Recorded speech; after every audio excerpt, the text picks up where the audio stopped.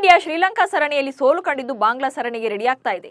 ಆದರೆ ಭಾರತದ ಮುಂದಿರೋ ಅತಿದೊಡ್ಡ ಸವಾಲು ಅಂದ್ರೆ 2025ರ ಚಾಂಪಿಯನ್ಸ್ ಟ್ರೋಫಿ. ಈ ಇಂಪಾರ್ಟೆಂಟ್ ಮ್ಯಾಚ್ಗಳಲ್ಲಿ ಕ್ಯಾಪ್ಟನ್ ರೋಹಿತ್ ಶರ್ಮಾ ಓಪನರ್ ಆಗಿ ಬಂದ್ರೆ ಇವರಿಗೆ ಜೊತೆಗಾರ ಆಗೋಕೆ ಶುಭ್ಮನ್ ಗಿಲ್ ಹಾಗೆ ಯಶಸ್ವಿ ಜೈಸ್ವಾಲ್ ನಡುವೆ ಯಾರು ಬೆಸ್ಟ್ ಅನ್ನೋ ಫೈಟ್ ಏರ್ಪಟ್ಟಿದೆ. ಯಶಸ್ವಿ ಜೈಸ್ವಾಲ್ ಮತ್ತು ಶುಭ್ಮನ್ ಗಿಲ್ ಇಬ್ಬರು ಕೂಡ ಟೀಮ್ ಇಂಡಿಯಾದ ಸೆನ್ಸೇಷನಲ್ ಯಂಗ್ಸ್ಟರ್ಸ್.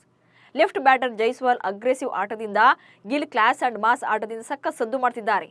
ಇದೀಗ ಈ ಯಂಗ್ ಜೋಡಿಗಳ ನಡುವೆ ರೋಹಿತ್ ಶರ್ಮಾ ಪಾರ್ಟ್ನರ್ ಯಾರಾಗಬಹುದು ಎಂಬ ವಿಚಾರ ಸದ್ದು ಮಾಡ್ತಾ ಇದೆ. ಅದರಲ್ಲೂ ಯಂಗ್ ಅನ್ ಶುಭ್ಮನ್ ಗಿಲ್ ಬಹುತೇಕ ಈ ರೇಸ್ನಿಂದ ಹೊರಬೀಳಬಹುದು ಎನ್ನಲಾಗ್ತಾ ಇದೆ. ಗಿಲ್ ಇತ್ತೀಚೆಗೆ ಮುಗಿದ ಶ್ರೀಲಂಕಾ ಒನ್ಡೇ ಸರಣಿಯಲ್ಲಿ ಅಟ್ಟರ್ ಫ್ಲಾಪ್ ಶೋ ನೀಡಿದ್ರು. ಸಿಂಹಳಿಯರ ಸ್ಪಿನ್ ಜಾಲಕ್ಕೆ ಸಿಲುಕಿ ಗಿಲ್ ವಿಲವಿಲ ಒದ್ದಾಡಿದ್ರು.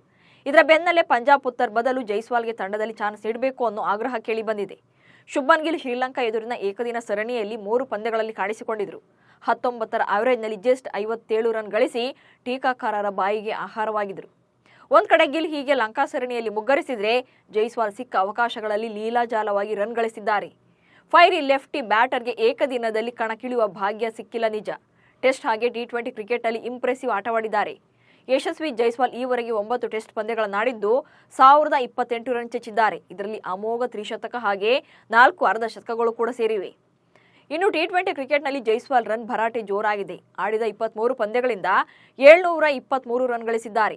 5 ಅರ್ಧ ಶತಕದ ಜೊತೆಗೆ 1 ಸೆಂಚುರಿ ಮೂಡಿ ಬಂದಿದೆ. ಈ ಇಂಪ್ರೆಸಿವ್ ಟ್ರ್ಯಾಕ್ ರೆಕಾರ್ಡ್ ಅಷ್ಟೇ ಅಲ್ಲ, ಮುಂಬರೋ ಚಾಂಪಿಯನ್ಸ್ ಟ್ರೋಫಿಯಲ್ಲಿ ಗಿಲ್ ಬದಲು ಜೈಸ್ವಾಲ್ ಆರಂಭಿಕನಾಗಿ ಆಡಿದರೆ ತಂಡಕ್ಕೆ ಹೆಚ್ಚು ಲಾಭ ಆಗಲಿದೆ. ಜೈಸ್ವಾಲ್ ಆಡಿದರೆ ರೋಹಿತ್ ಒತ್ತಡ ಕಮ್ಮಿ ಆಗಲಿದೆ.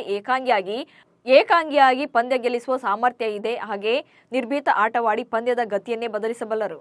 ಈ ಎಲ್ಲಾ ಕಾರಣಗಳಿಂದ 2025ರ ಚಾಂಪಿಯನ್ಸ್ ಟ್ರೋಫಿಯಲ್ಲಿ ಕ್ಯಾಪ್ಟನ್ ರೋಹಿತ್ ಜೊತೆ ಜೈಸ್ವಾಲ್ ಇನ್ನಿಂಗ್ಸ್ ಅನ್ನು ಆರಂಭಿಸಿದರೆ ತಂಡಕ್ಕೆ ಹೆಚ್ಚು ಲಾಭ ಎಂಬ ಲೆಕ್ಕಾಚಾರ ನಡೀತಾ ಇದೆ.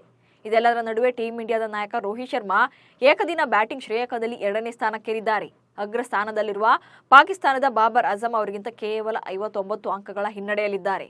ಇನ್ನು ಈ ಹಿಂದೆ 2ನೇ ಸ್ಥಾನದಲ್ಲಿದ್ದ ಯುವ ಬ್ಯಾಟರ್ ಶುಭ್ಮನ್ ಗಿಲ್ 1 ಸ್ಥಾನಗಳ ಕುಸಿತ ಕಂಡು 3ನೇ ಸ್ಥಾನಕ್ಕಿಳಿದಿದ್ದಾರೆ.